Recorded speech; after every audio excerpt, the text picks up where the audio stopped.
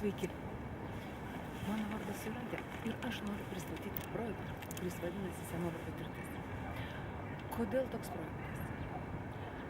Todėl, kad mano manimu visi mes norime jaustis reikalingi ir reikšmingi. Kol esam maži vaikai, mes išreikalaujam to dėmesio, kai mes esam suaugusi, mes darom taip, kaip norim ir mums atrodo viskas gerai. Bet dėja, kuo vėliau, to labiau trūksta dėmesio. Vaikai neturi laiko, atrodo bėga kažkur tai, o tėvai, kai jau nebegali fiziškai padėti, pradeda jaustis našta. Ir projektas skirtas tam, kad kiekvienas žmogus, kuris jau nebegali fiziškai padėti, jaustųsi reikalingas. Kaip jisai gali jaustis reikalingas? Tiesiog pasidalindamas savo patirtimi, savo išgyvenimais. Manau, yra labai daug žmonių, kurie anksti neteko savo tėvų, kuriems labai reikia tos paramos, kuriems labai reikia to dėmesio. Ir visi žmonės gali dalintis.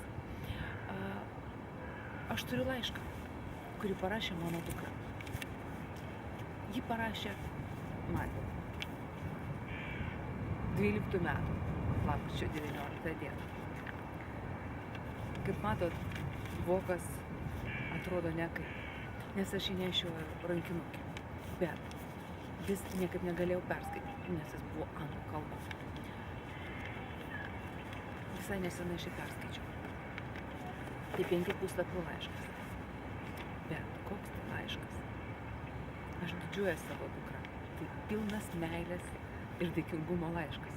Aš labai gailiuosi, kad nesugebėjau parašyti tokio laiško savo mamai. Ir aš pasidalinsiu to laišku su visais. Ir manau, ir tikiuosi, kad žymiai daugiau žmonių galės apkabinti vienas kitą.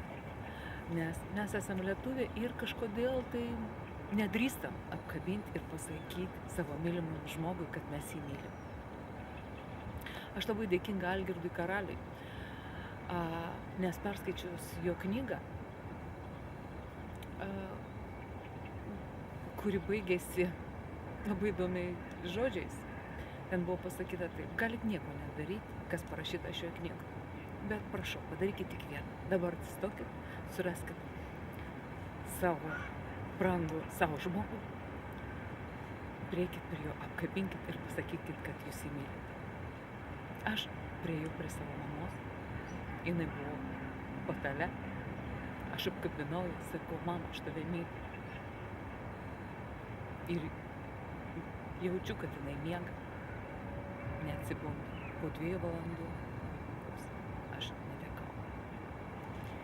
Kągi, o savidisciplinos programa paskatino mane padaryti tai greičiau, nes mes gyvenam šiandien.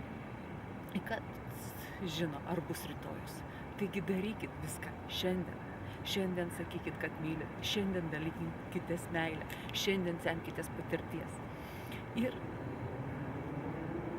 manau, kad gyvenimas bus tik gražesnis.